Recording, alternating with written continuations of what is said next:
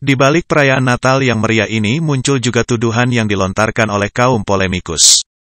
Kaum polemikus Natal sering mengatakan bahwa tanggal 25 Desember itu diadopsi dari perayaan Natalis Sol Invicti, kelahiran Dewa Matahari yang tak terkalahkan.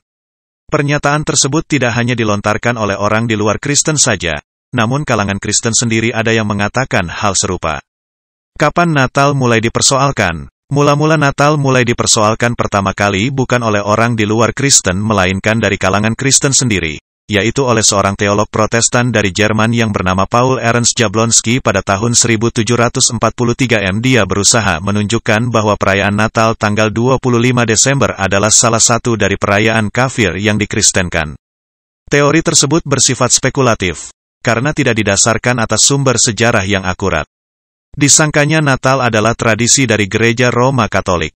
Perlu dicatat pula, saat itu lagi sengit-sengitnya konflik antara Katolik Roma dan Protestan. Jadi, apapun yang berbau Katolik harus dihapuskan.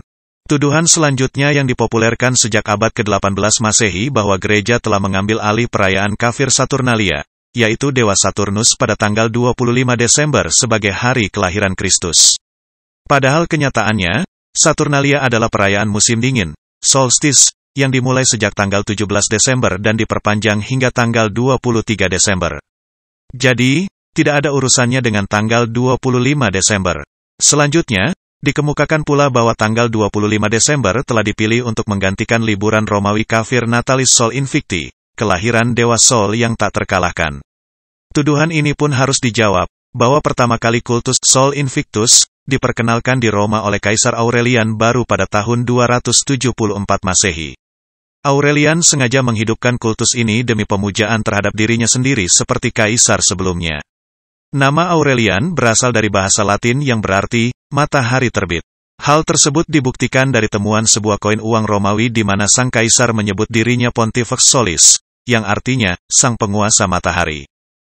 Fakta sejarah justru membuktikan bahwa Kaisar Julianus 332–363 Masehi, atau yang lebih dikenal sebagai Julian si Murtad Julian the Apostate, telah membajak perayaan Kristen tanggal 25 Desember menjadi perayaan Sol Invictus untuk pesta pora kafir.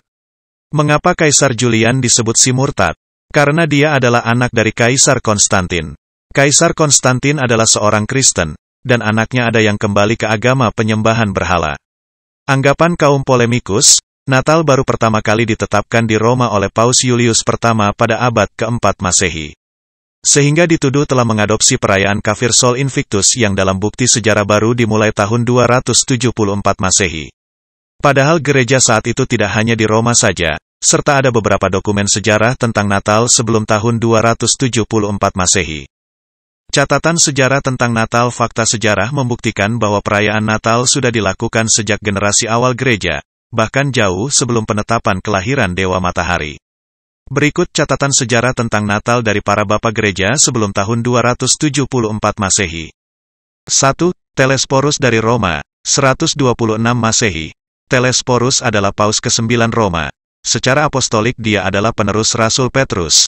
Dia mati syahid, martir, karena saat itu lagi gencar-gencarnya penganiayaan terhadap orang Kristen oleh Kekaisaran Romawi. Paus Telesporus merayakan misa malam Natal pada tanggal 24 Desember tahun 124 Masehi. 148 tahun sebelum perayaan Dewa Matahari ditetapkan Natal sudah dirayakan. Berikut bukti catatan tentang Paus Telesporus dari buku Daftar Paus, Liber Pontificalis, halaman 12–13. Dari buku di atas, kita dapat melihat bahwa Paus Telesporus menyarankan bahwa misa Natal sebaiknya dimulai sejak malam Natal. Selain itu, dia juga menyarankan untuk menyanyikan himne, Gloria in Excelsis Deo, secara berulang. Pernahkah kita membayangkan bahwa lagu, Gloria in Excelsis Deo, yang sering kita nyanyikan saat Natal ternyata sudah ada sejak tahun 126 Masehi? Kata tersebut berasal dari Vetus Latina, naskah kuno Alkitab dalam bahasa Latin, pada Lukas pasal 2 ayat 14. Saat Santo Hieronymus menerjemahkan Alkitab ke dalam bahasa Latin yang lebih baru atau yang dikenal dengan Vulgata di tahun 380 Masehi, kata tersebut bukan Gloria in Excelsis Deo lagi, melainkan Gloria in Altissimis Deo. Lalu apakah himne tersebut juga berubah? Tentu tidak, Karena jemaat waktu itu sudah terbiasa dengan Gloria in excelsis Deo, dan jika diubah tentu juga akan mengubah nadanya. Buktinya kita masih bisa mengenalnya sampai sekarang. Bukankah ini suatu peninggalan yang sangat luar biasa? Saya sendiri sebagai orang Kristen bangga, karena warisan kekristenan kita yang hampir berusia 2000 tahun masih bisa nikmati dan rasakan sampai sekarang.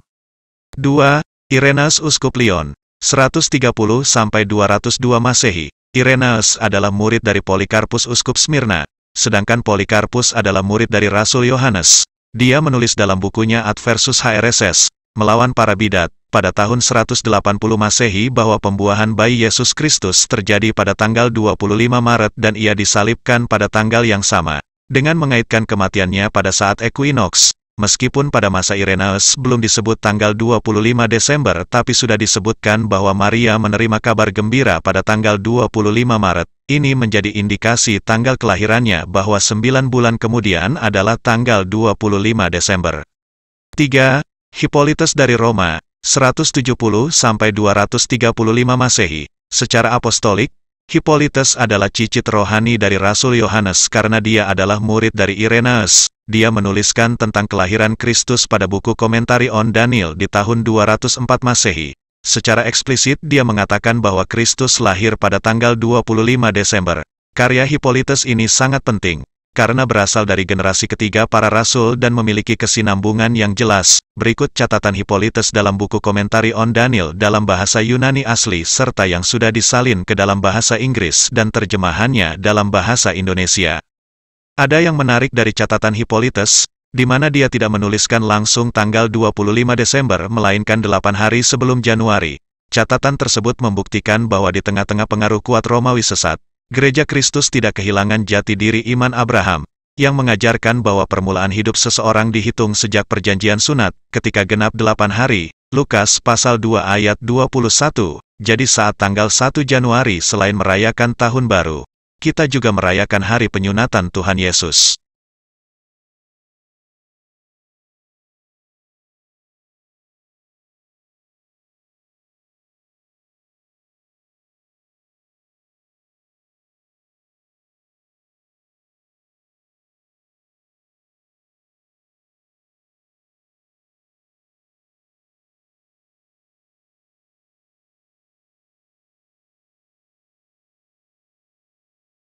Empat. Sextus Julius Africanus, 160-240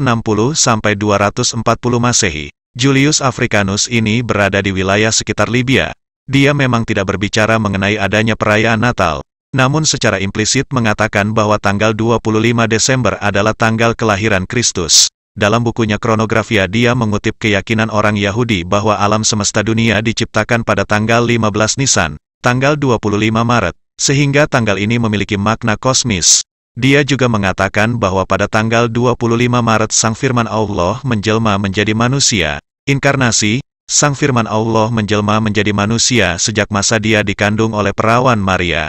Hal ini berarti setelah 9 bulan, Sang Kristus lahir pada tanggal 25 Desember. Bisa dicek pada buku The Oxford Dictionary of Late Antiquity. 5. Theophilus dari Antioquia, 171-183 Masehi. Theophilus adalah patriark di Antioquia. Gereja inilah yang disebutkan dalam Kisah Para Rasul pasal 11 ayat 26. Rasul Petrus menjadi patriark pertama di Antioquia, sehingga bisa dikatakan bahwa Theophilus berasal dari garis Rasul Petrus. Sebelum pergi ke Roma, Rasul Petrus menahbiskan 2 patriark yaitu Evodius dan Ignatius sebagai penerusnya. Ignatius untuk orang Yahudi dan Evodius untuk orang non-Yahudi. Kemudian Evodius mengundurkan diri karena usianya yang sudah tua, lalu dilanjutkan oleh Ignatius sendiri. Dari seorang Ignatius kita mengenal ucapan, gereja yang kudus, universal, dan apostolik. Jadi, gereja adalah untuk segala suku bangsa bukan kalangan tertentu saja. Patriark Theophilus sudah memerintahkan untuk merayakan Natal tanggal 25 Desember. Pernyataan terkenal dia mengenai Natal yaitu, kita harus merayakan hari kelahiran kita setiap tanggal 25 Desember jatuh pada hari apapun, The Origin Festorum Christianorum dalam buku Refleksi Ziarah ke Tanah Suci. Berikut juga bukti tentang perayaan Natal oleh Theophilus pada Ensiklopedia Britannica.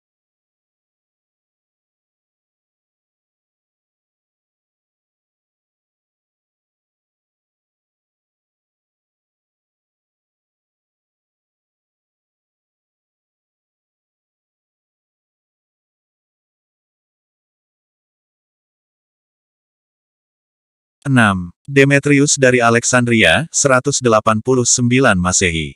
Demetrius adalah patriark ke-12 gereja ortodoks Koptik di Alexandria, Mesir.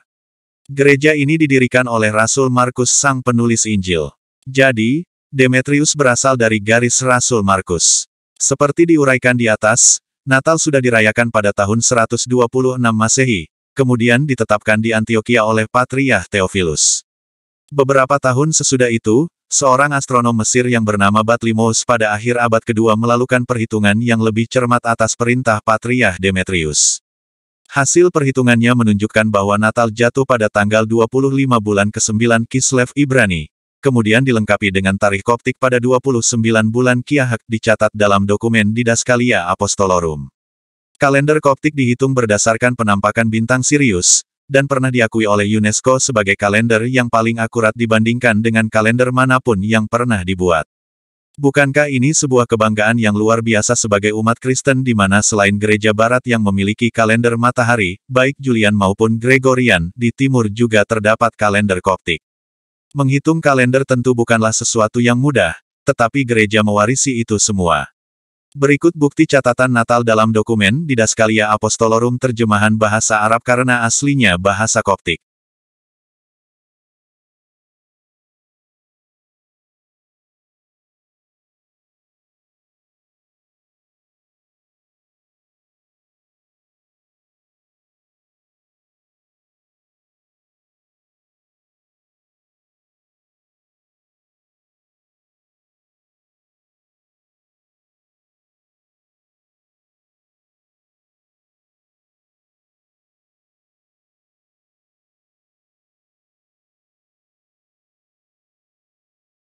Sejak tahun 189 Masehi inilah tanggal Natal mulai dikanonkan, kemudian digunakan sebagai acuan untuk seluruh gereja. Berikut dokumen Didaskalia Apostolorum dari Gereja Syria, 250 Masehi, yang sudah diterjemahkan dalam bahasa Inggris.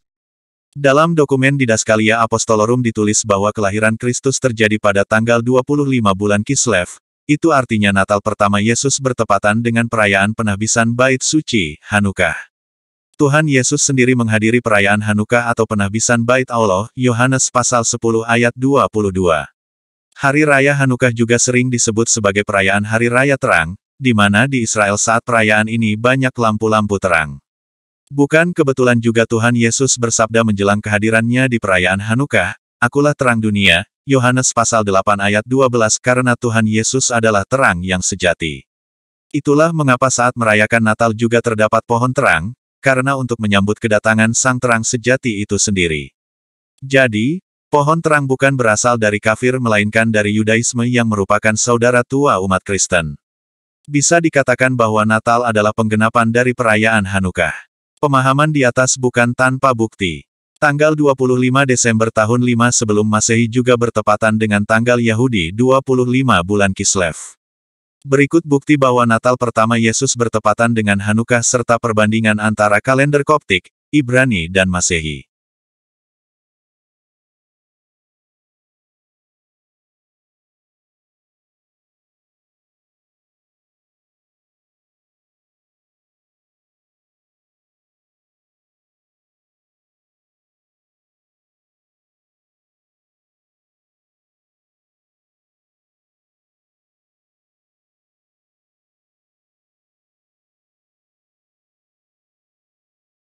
Sekalipun perayaan Natal tidak selalu tepat dengan perayaan Hanukkah setiap tahunnya karena perbedaan kalender yang digunakan, tetapi jaraknya selalu berdekatan.